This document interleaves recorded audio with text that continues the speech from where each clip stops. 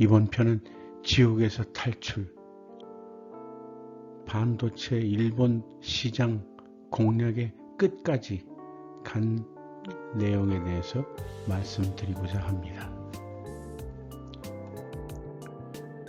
오늘의 이야기의 목차입니다.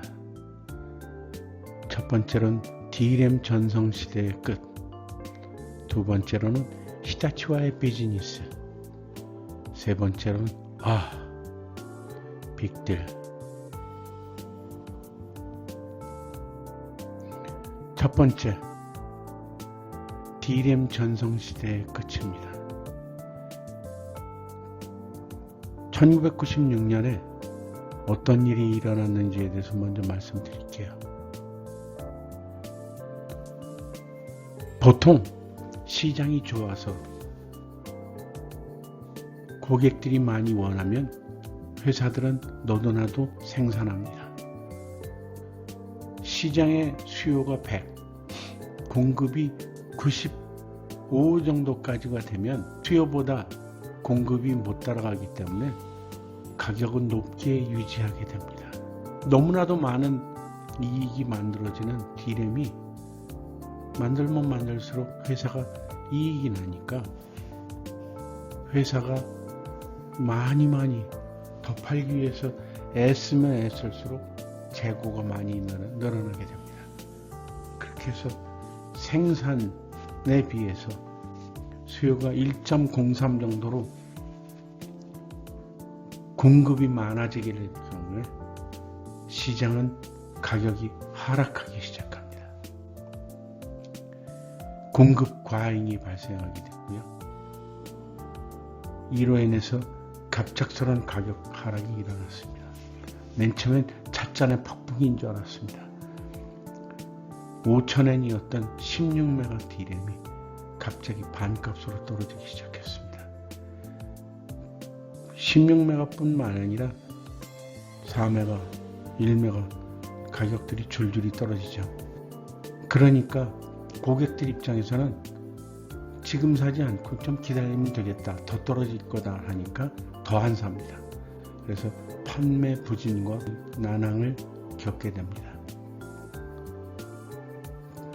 이로 인해서 D램 처리를 아주 고심하게 됩니다. 여태까지 엄청난 성장을 이루어 왔었습니다. 과거에는 메모리 보드가 꼽혀 있었습니다. 컴퓨터 뒤쪽을 열어보면 이렇게 생긴 메모리 보드가 투생이었어요. 일단 기본 사양으로 컴퓨터를 사놓고 메모리는 용산 또는 일본에서는 아키하바라에서 사가지고 그걸 채우기도 했습니다. 엄청나게 올라왔죠. 저렇게 쫙 올라가던 D램이 가격이 떨어지기 시작했습니다. 이렇게 되면요, 모든 회사들이 똑같은 생각을 해요. 감산한다? 사던 사람들도 구매를 늦춘답니다. 이렇게 감산을 하게 되면 수요에 비해서 공급이 딸리니까 또다시 가격이 올라갑니다. 이런 똑같은 순환 곡선은 어떤 시장이든 어떤 제품이든 똑같이 일어나고 있었습니다.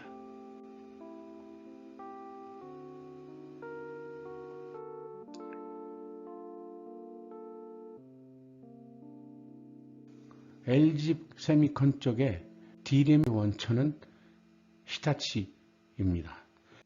히타치와의 비즈니스는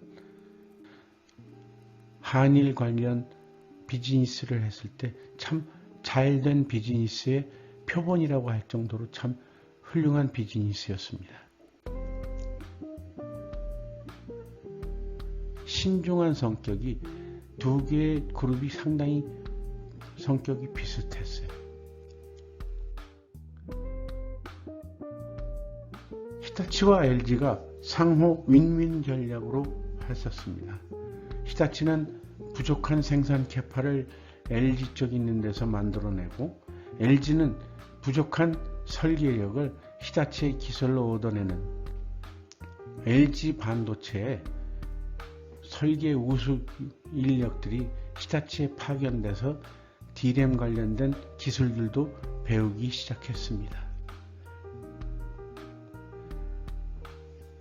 여기에 비즈니스 매니징의 귀재가 출연했습니다. 바로 제가 모시고 있던 법인장 김상무인데요.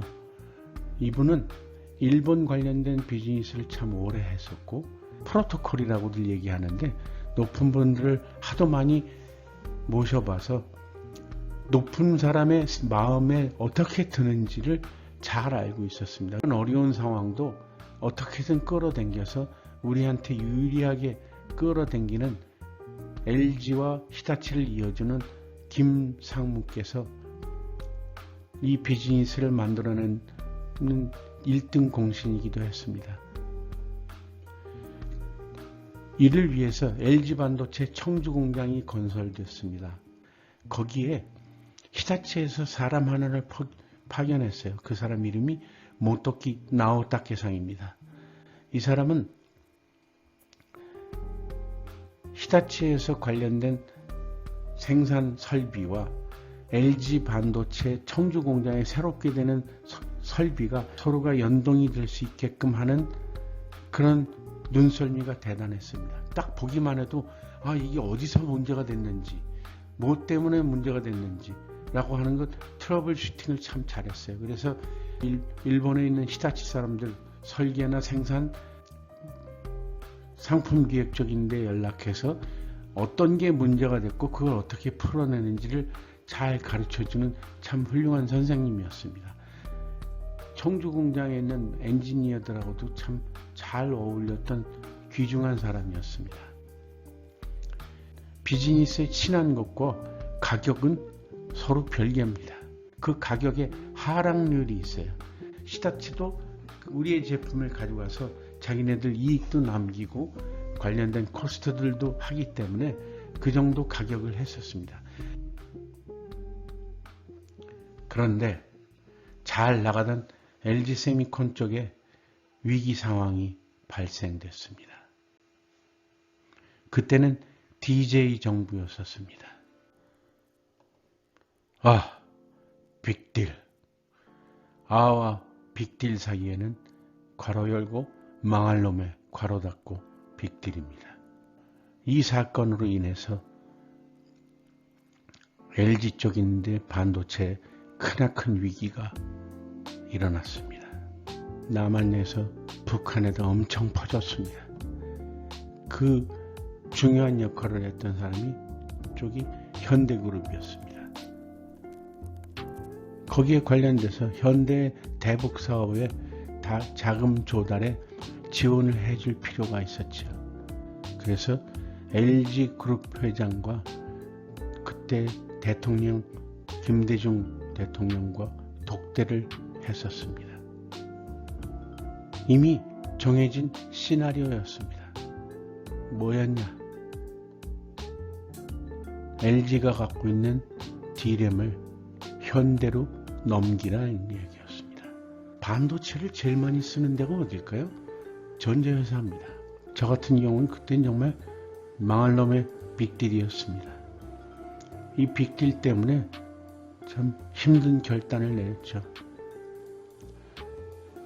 이것 때문에 다른 회사 갔다가 우울증 걸려서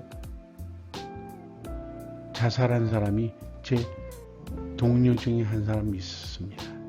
히타치와 LG는 성격이 비슷합니다. 그 둘이 서로가 도는 방향이, 비즈니스의 방향이 맞물려야 되는데 맞물리기는커녕 서로 중간에서 충돌하게 되는 겁니다. 그것도 빅딜 때문에. 그래서 양사 관계에 종결이 일어났습니다. 근데 히타치는 비즈니스를 확대하길 원하지 않았습니다. 왜? 정치 상황에 따라서 또 이렇게도 변하고 저렇게 변할 수도 있으니까 예측이 불가한 거죠. 그래서 확대를 원하지 않았습니다. LG그룹은 반도체 사업은 완전히 접기로 했습니다. LG전자가 쓰는 거의 커스텀 제품들은 TSMC라든가 하는 대만 회사에 요청을 해서 또 그리고 SK 하이닉스에서 사서 쓰는 경우가 거의 대부분입니다. 반도체는 전자산업의 쌀과 같지만 쌀을 뺏어 먹고 니네들이 알아서 밥을 지어 먹으라고 했던 그 망할 놈의 빅딜 때문에 참 많은 사람들이 힘들어 했었습니다. 이전에 얘기했듯이 LG 반도체가 합병돼서 현대 반도체가 됐고, 현대 반도체가 SK 하이닉스가 됐습니다. SK 하이닉스가 지금처럼 크게 한 거는 SK의 회장의 리더십으로 말미암아 그렇게 된 것으로 알고 있습니다. 현대와 합병된 이후에 거기에 남아있던 LG 사람들은 완전히 미운 오리 새끼들이 다 됐죠. LG 사람들이 아무리 능력 있고 해도 소용없었습니다. 자기네들 인맥을 우선으로 하는 거니까요. 뭐 어느 회사든 점령군이 하는 것과 똑같은 일을 했습니다.